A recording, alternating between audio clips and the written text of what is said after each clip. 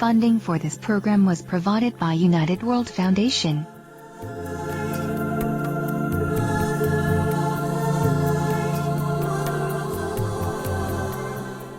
and the law offices of Jen H. Brown.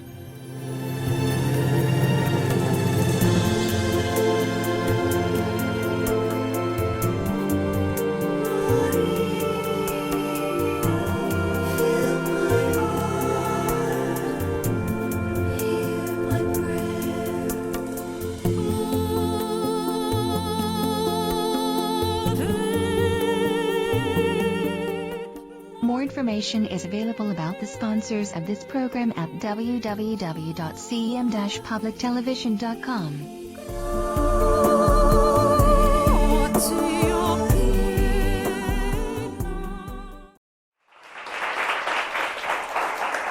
Welcome back to the Heart of Art. I'm Elisa Brown, and this is part 2 of my episode with the virtuoso guitarist and conductor, Virginia Luque. Virginia, welcome back. Thank you. Didn't go very far. No, stayed the same spot. No, we're joined here today by Laura Ensemble, who will be performing with us later on in the show. But for right now, we're going to be talking to Virginia about her. You're going on a European and U.S. tour. I know you tour around the world rather often, and I know that you have a big teaching schedule. You teach at the Guitar Salon here in New York Yes. City. And I asked you, when you're touring, how does this interrupt your teaching schedule? And you said, no. I try not to. I take teaching very seriously. So, like everything else, I guess. But teaching is something that needs to have a discipline, and it needs to have a routine. And that's why I use Skype in order to keep connecting and having the lessons continue. Well, as a classical singer, I could probably coach somebody using the internet because it's two-dimensional. I could talk to them about phrasing and interpretation and perhaps diction, but depending on the type of microphone that they're using, which can really alter the sound, I don't know that I could even talk to them about pitch and what they're doing. Plus, when you study vocal technique, it sometimes feels like hand-to-hand combat with your teacher because they're moving your body. Your entire body is your instrument. So I know that Skype is a wonderful convenience for you and your students all around the world. You teach students all over the globe. Yes. But there's got to be some challenges. How do you just focus on the torso, the hands? How do you do this? I wouldn't know how to do that. Well, I am very much in detail, working always in alternations and try just to check the body, that there's they just stay at front of the camera, and then what they have to do is just to show me the hands. Mm-hmm. So I see the hands, I see if the alternation is going. Alternation is one of the big problems that we all have, guitarists, and it's like using the same foot, you're going to fall at some point. So this is something very important, and then how you approach the right hand is another main focus for me. So I think Skype really works very well for me. And for the students, they're still happy. So. No, I know for a singer, I guess. I think they are. For a singer, you have to go and audition for the teacher. You have to actually apply and then audition, and then they have to have time to take you if they accept you. Do people find you at your website, virginialuque.com? I mean, since you have students all over the world, is that how they find you? Well, it's very easy to find now a telephone number of anybody, right? So you're on Facebook, that's it. So, but I think, the Guitar Salon was my main contact at first, and it usually brought a lot of interest of students and buyers who were supposed to be, connecting me and all that. So that was a main connection. And then also through the internet, I have a lot of connections with students that want to study with me. Well, in addition to teaching, you just completed a series of CDs and DVDs for solo guitars, guitar with orchestra, some DVDs that are solo guitar, and then you have a CD coming out with orchestra, with you conducting. You have a solo CD called Por el Mundo, which you were kind enough to let me listen to. And the opening composition for that is a piece, I think it's called Misionera by Fernando Bustamante. And when I read up about him, his personality seems to be like yours. He was Uh-oh. No, he was a good guy. That's not good. No, he was. They said he wasn't just a wonderful composer, and he was pianist, composer and pianist and arranger, but he was a wonderful colleague and a wonderful friend to musicians. And he formed organizations and orchestras and ensembles, and he performed with them, and everybody benefited equally. So when you play the piece Misionera, I feel that you kind of embody that character, that you carry that on. So to prove me correct, would you mind playing Misionera by Fernando Bustamante? Yes.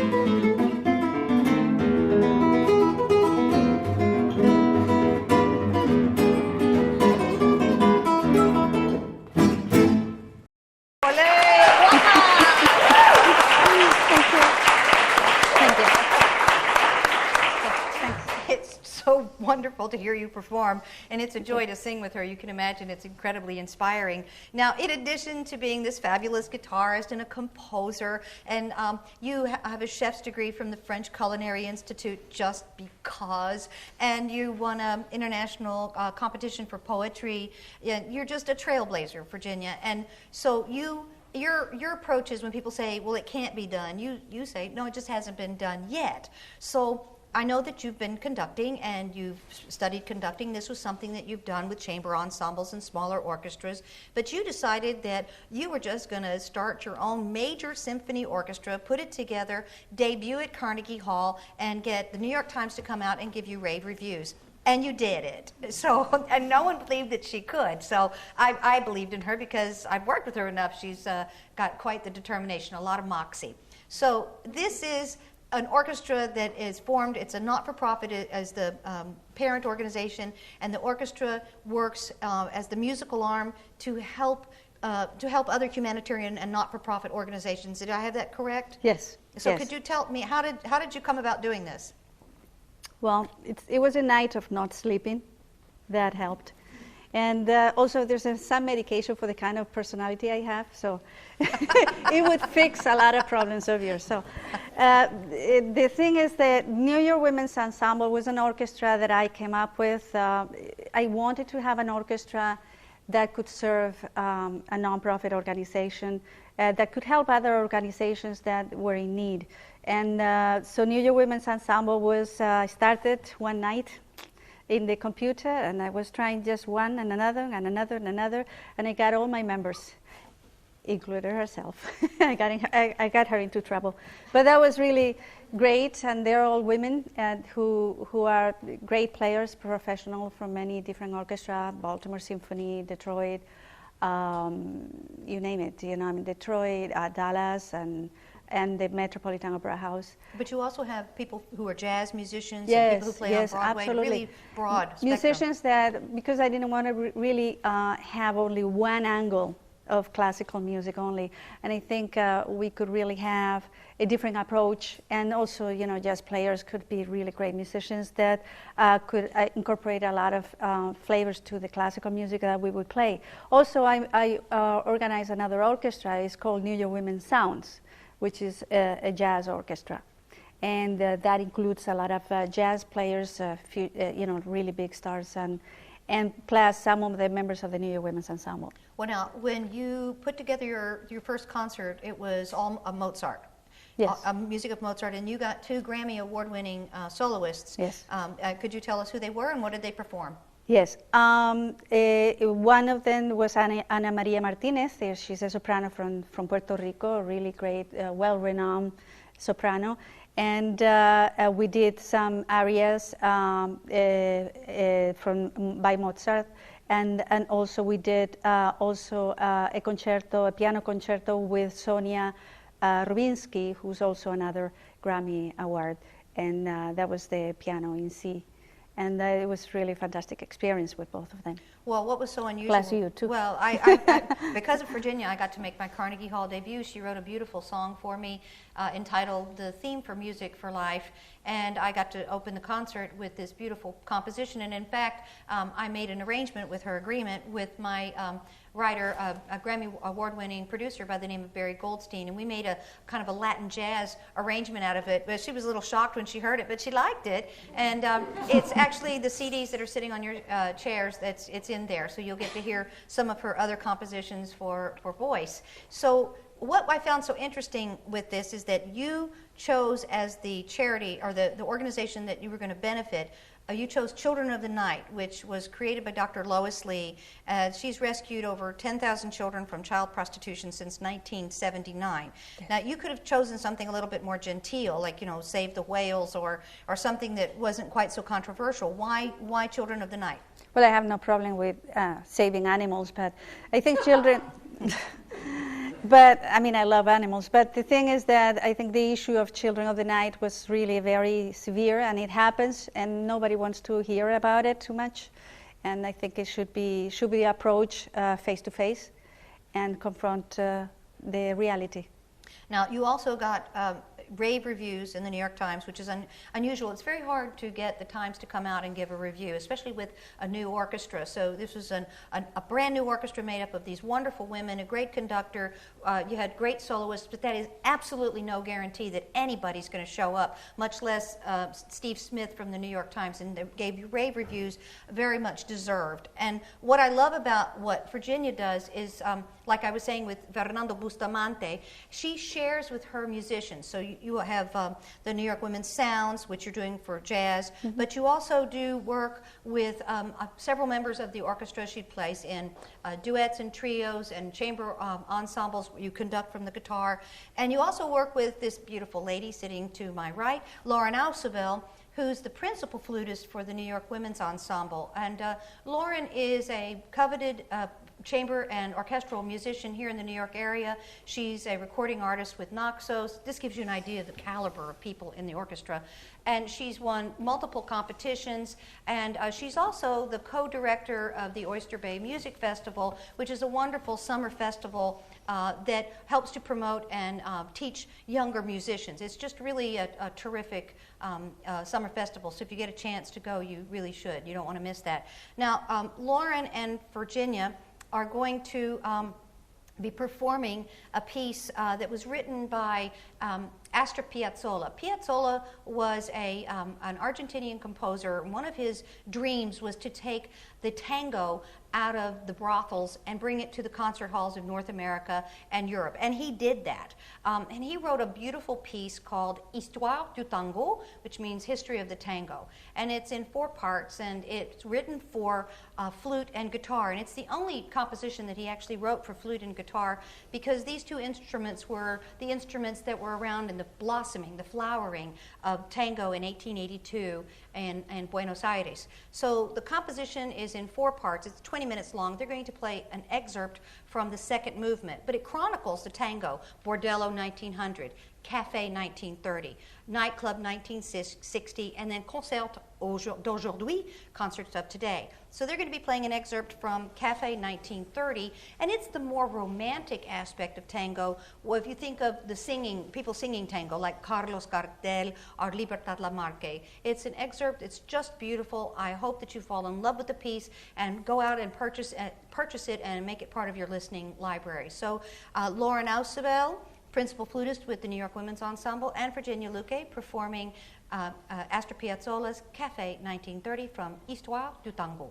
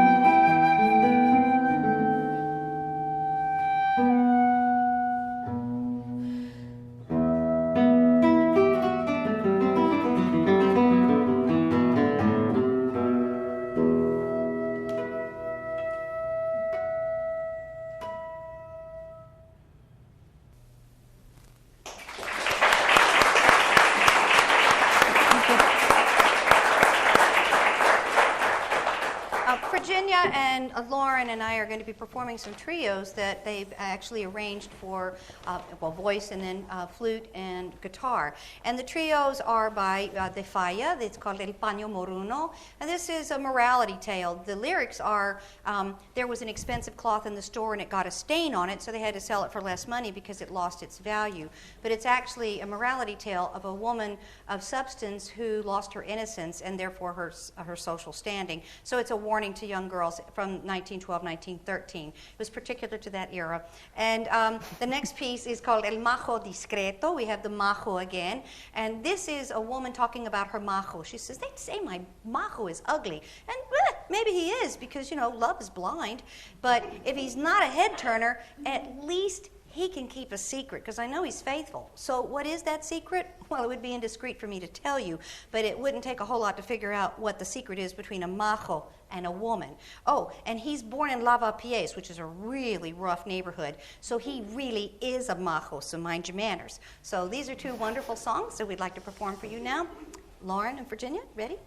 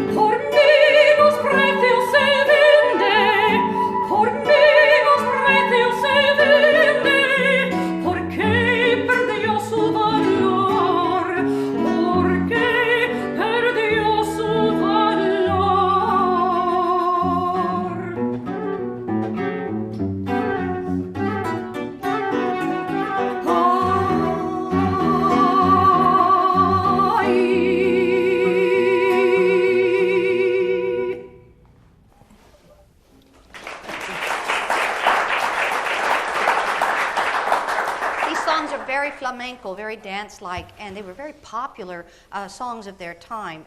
Just so you know, the tonadillas by Granados, these are little songs, that's what it means, were played at the intermissions of plays, and then they took on their own life form and became short little operas and what have you. So this next piece is actually from the tonadillas by Granados, El Majo Discreto, so here we go.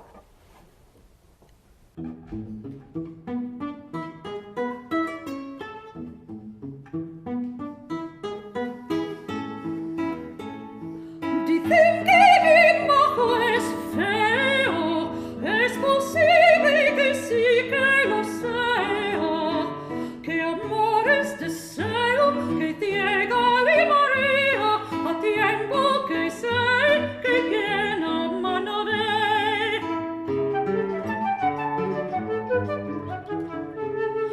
Mas si no es mi majo un hombre, que por libro descuelle y asombre, en cambio es discreto y guarda un secreto que yo pose en él, sabiendo que es fiel.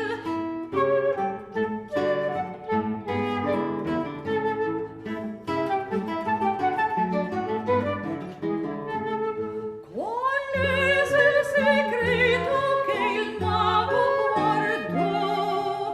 Sería indiscreto contarlo yo, no poco trabajo costará saber secretos de un mago con una mujer, no tiene lavapiés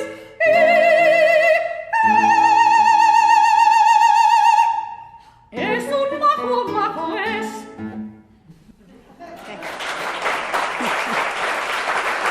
Thank you. We don't have a lot of time left, but in the amount of time that we have, I'm hoping that Virginia will play us out with a beautiful encore, perhaps. And so if I don't get a chance to say goodbye, please join us again for the next Heart of Art with Elisa Brown, myself. And until we meet again, may the art in your heart blossom and grow. So Virginia, please.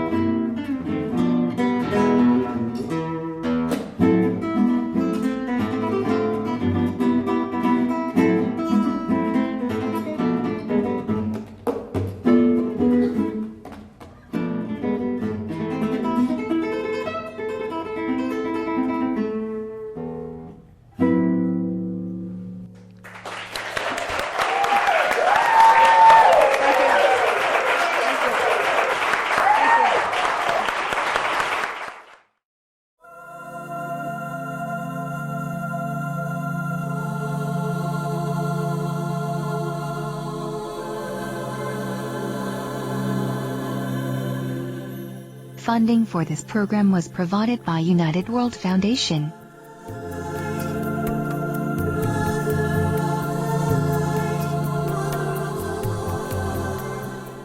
and the law offices of Jen H. Brown.